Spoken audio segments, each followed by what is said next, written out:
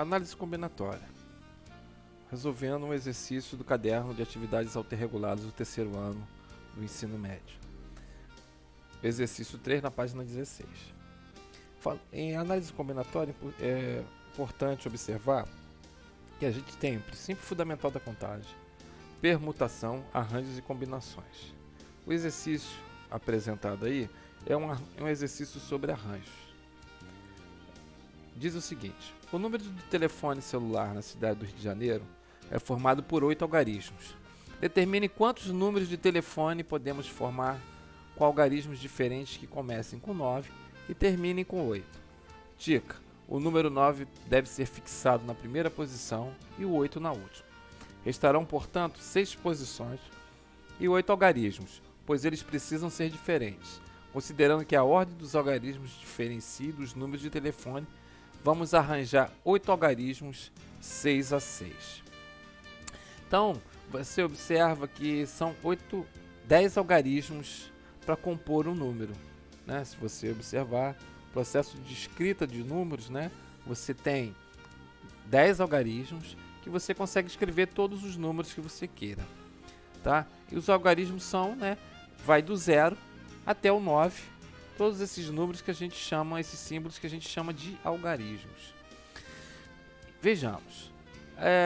A dica do exercício é fixar o algarismo 8 e 9.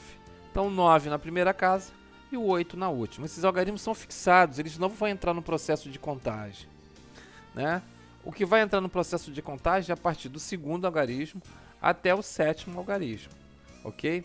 Então, se eu fixo o 9 e fixo o 8, eles não entram nesse processo. Eu vou ter os números de 0 até 7 para fazer o processo de contagem. Observe que, fixando o 9, o segundo número, né, a segunda casa, que pode ser completadas, eu tenho 8 algarismos possíveis, como vocês podem ver aí, do 0 ao 7. Então são 8 algarismos possíveis que podem serem incluídos na segunda casa. Na terceira casa, se vocês observarem, eu tenho 7 algarismos. Por quê? Porque eu já incluí um na segunda. Quando eu vou para a sétima, eu retiro um, então ficam apenas 7 algarismos disponíveis para serem trabalhados, né? E assim você vai até a sétima casa. Você observa que na quarta casa eu tenho 6 algarismos e vai diminuindo. Sempre vou diminuindo um algarismo, correto? Então, dica é considerar, né, que você tem um arranjo de 8 algarismos 6 a 6. Olha só, a fórmula para arranjos é apresentada aí, né? Arranjos de n algarismos tomados per a p, né? Então é n fatorial. São 8 algarismos tomados 6 a 6. Eu vou aplicar essa ideia na fórmula. Então são 8, como vocês podem ver abaixo, 8 dividido por 8 fatorial dividido por 8 menos 6 fatorial. 8 fatorial dividido por 2 fatorial, né? 8 menos 6 dá 2. Então, fatorial é importante ter o conceito de fatorial, vocês trabalharem essa ideia. E é fácil, não é difícil. Vocês observarem, toda vez que eu tenho o número fatorial, é ele que vai multiplicando pelos antecessores dele, até chegar a 1, correto?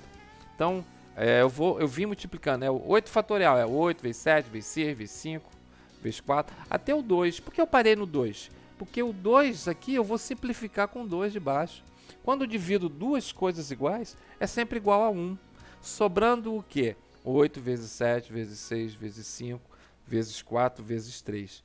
Que tudo multiplicado dá 20.160 números diferentes, ou combinações de números, sem que você repita, né? Se você parar para observar, eu vou ter sempre o número começando com 9, terminando com 8, mas da segunda casa até a sétima casa, esses números não vão se repetir, né? De forma que haja combinações diferentes, de números diferentes. Pode entrar números iguais? Podem. Aí seria uma outra conta a ser feita. Não é o que o exercício quer, ok? Um abraço a todos.